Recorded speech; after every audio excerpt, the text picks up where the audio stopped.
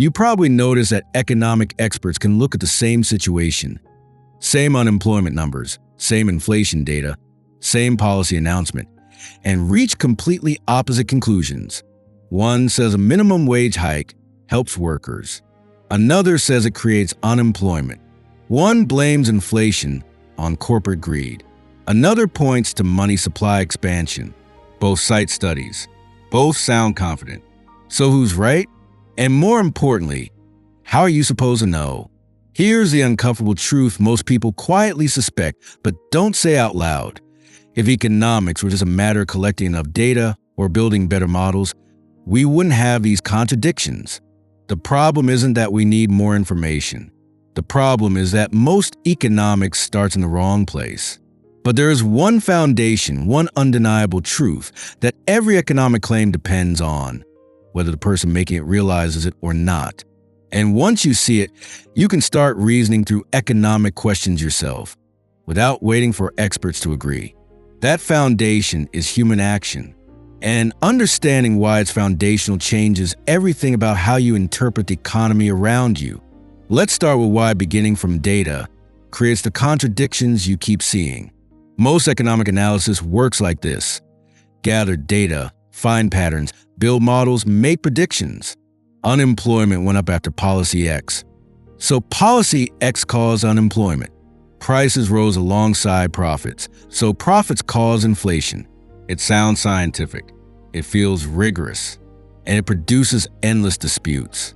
Why? Because correlation isn't causation, but more fundamentally, because the patterns you find in data depend on how you choose to measure, what you choose to include, and what theory you already believe determines which patterns you think matter. Two economists can slice the same data set differently and prove opposing claims. Both are using empirical methods. Both are being sincere. And both are stuck because data doesn't interpret itself. You've seen this. Inflation numbers depend on which basket of goods you measure. Employment statistics shift based on how you define labor force participation. GDP growth varies depending on how you adjust for hedonic quality changes. Every measurement embeds assumptions. And if you start with measurement, your conclusions will shift every time the methodology or dataset changes. This is why voters, investors, and everyday people experience persistent confusion. The ground keeps moving. What you're told is scientific today gets revised tomorrow. And nobody seems able to give you a straight answer that holds across time. So here's the question almost nobody asks. Is there anything certain in economics? Is there any foundation that doesn't depend on datasets, models, or methodological choices? Something undeniable that you can use to derive economic truths logically, the way you derive geometric proofs from axioms? Yes, and it's simpler than you think. Here it is, stated plainly. Humans act. They use means to pursue ends a value. That's it. That's the axiom. You are acting right now. You chose to watch this video instead of doing something else. You valued understanding this topic more than whatever alternative you gave up. You use means, your time, your attention, your device to pursue an end, greater clarity about economics. Every choice you make, from drinking coffee to saving money to switching jobs, is an instance of action. You use scarce means to achieve goals you rank in order of importance. This might sound trivial. It's not. It's the most important truth in economics. And here's why. It cannot be denied without contradiction. Let's test it. Suppose someone says, I don't act. I don't choose. I'm just a passive product of my environment. Okay, but they just chose to make that argument. They ranked arguing against the concept of action higher than staying silent. They used means, their breath, their words, their time to pursue the end of persuading you. They performed an action to deny action. Or suppose they say, my actions are random. I don't pursue goals. Fine, but they chose to say that instead of something else. They valued making that specific claim. Randomness doesn't construct sentences or engage in debate. Purposeful behavior does. The axiom of action is reflexively true. To deny it, you must act. To argue against it, you demonstrate it. You can't escape it by disputing it. You can only validate it further. This is not like other knowledge claims. It's not empirical. You don't test whether humans act by gathering data. You know it immediately through your own existence. It's not probabilistic. Humans don't act on average. Every individual act is purposeful. It's apodictic, necessarily, undeniably true. And this changes the entire structure of economic reasoning. Because if action is undeniable, then everything implied by action is also undeniable. Economics becomes deductive. You start with the action axiom and derive economic laws the way you derive theorems in geometry. Through logic, not through data collection. Let me show you how. Action implies preference. If you choose A over B, you necessarily prefer A to B in that moment, under those conditions. You might prefer B tomorrow or in different circumstances, but the act of choosing reveals your ranking now. This isn't a guess, it's definitional. Action is a demonstration of preference. Preference implies value ranking. If you prefer A to B, you value it more highly than B. You're not indifferent. You're not choosing randomly. You are arranging options in an order of importance. This is not a psychological claim requiring introspection. It's a logical implication. Choosing means valuing one thing over another. Value implies scarcity. If you had unlimited amounts of everything, you wouldn't need to choose. You could have A and B and C simultaneously, forever, but you can't. You face constraints, limited time, limited resources, limited energy. So you must choose. Scarcity is not a contingent fact you discover through observation. It's a necessary condition for action to occur. Without scarcity, there would be no need to act. Scarcity plus value ranking equals economizing behavior. You allocate scarce means to achieve your most highly valued ends first, then your second most valued ends, and so on. You don't waste resources on low priority goals when higher priority goals remain unmet. This is not a moral claim. It's a logical necessity. To act otherwise would be to contradict your own preferences, which would mean you weren't acting purposefully, which would contradict the axiom.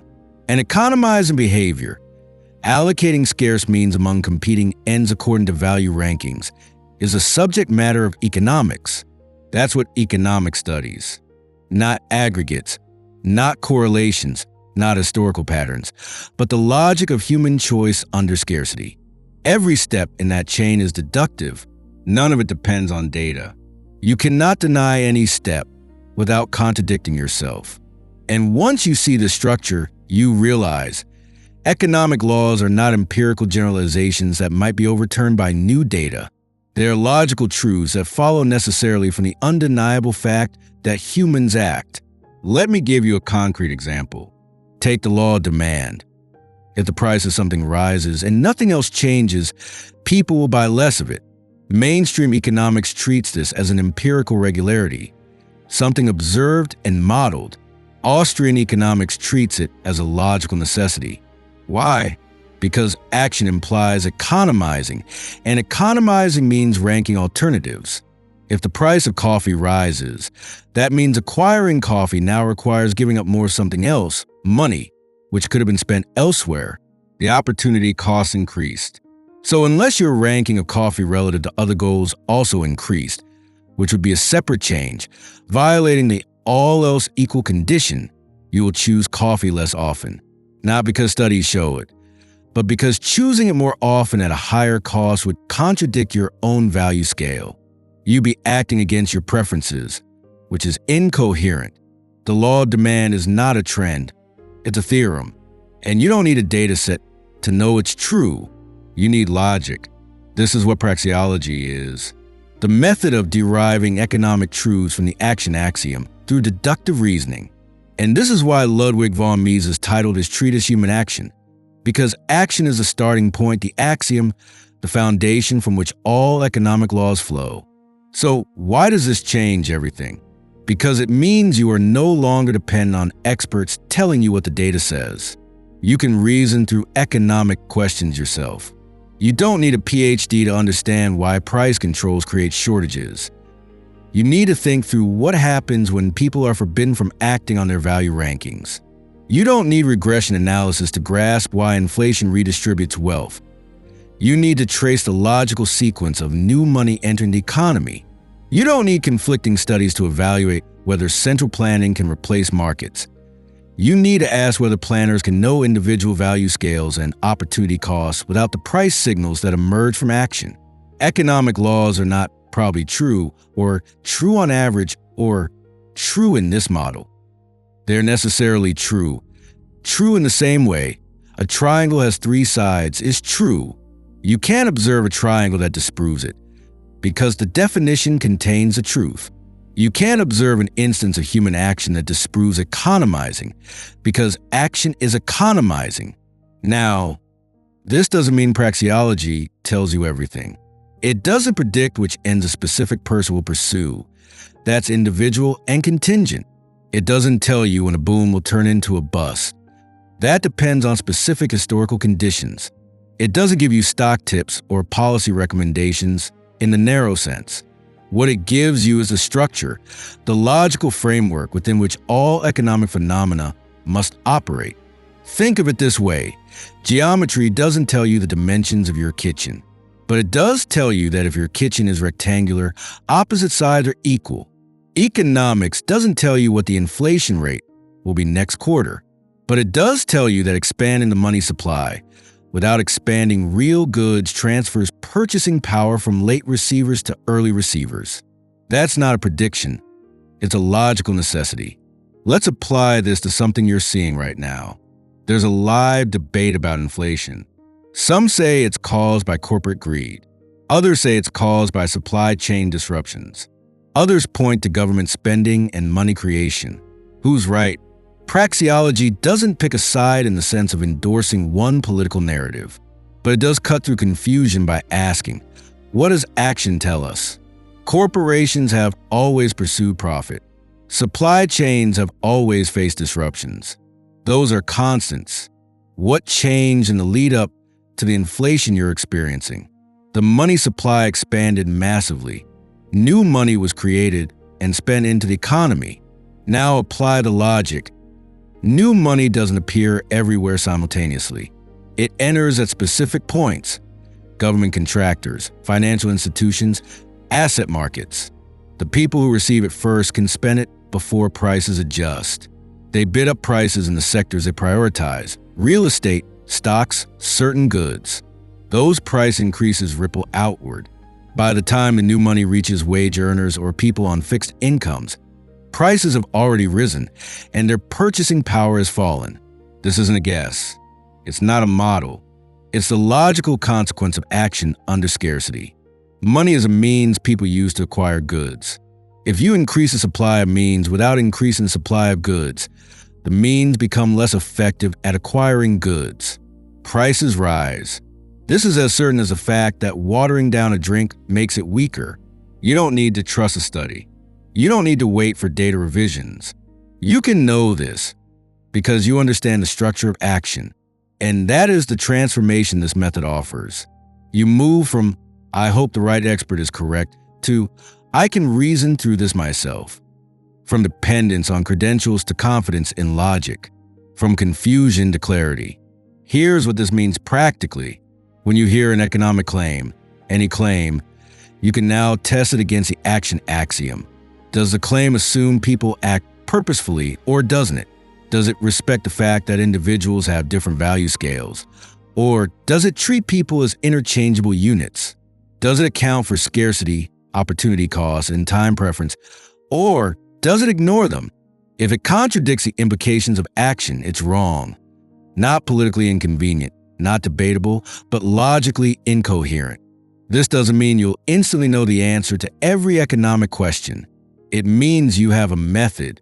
You can build your understanding step by step, concept by concept, knowing that each step rests on solid ground. You're not assembling a pile of facts that might shift. You're constructing a framework of logical relationships that cannot be overturned. You also gain intellectual humility in the right way. Praxeology tells you what must be true, but it doesn't tell you everything you'd like to know. It won't tell you whether Bitcoin will hit $100,000 next year. That's a contingent historical outcome. It will tell you that sound money economizes on transaction costs and preserves purchasing power better than fiat currency. That's logic. It won't tell you which specific businesses will fail in a recession. It will tell you that artificial credit expansion creates unsustainable investment patterns that must eventually correct. That's deduction from the action axiom, time preference, and capital theory. Knowing the difference between what you can deduce and what you must observe is itself a form of clarity most economic commentary lacks. So here's the one sentence you can take from this and use everywhere. All economic laws are logical implications of the fact that humans act, not trends, not correlations, not political preferences, disguised as science. Logical necessities derive from an undeniable axiom. Once you see this, you can't unsee it. Every economic debate you encounter becomes clearer. Every policy proposal becomes testable against a standard that doesn't shift. Every contradiction between experts becomes resolvable by asking, what does action require? And you can start reading human action not as an intimidating text, but as a systematic derivation. Mises walking you through the logical structure step by step, showing you what follows necessarily from the fact that you and every other person uses means to pursue ends. This is the foundation. Everything else, monetary theory, business cycle theory, interventionism, comparative advantage, builds from here. And because the foundation is solid, what you build on it will stand. You now know why human action is not just a foundation for economic laws. It's a foundation, the one truth every economic claim depends on, whether it admits it or not. The undeniable axiom from which all economic reasoning flows. Start here, and everything else becomes clear.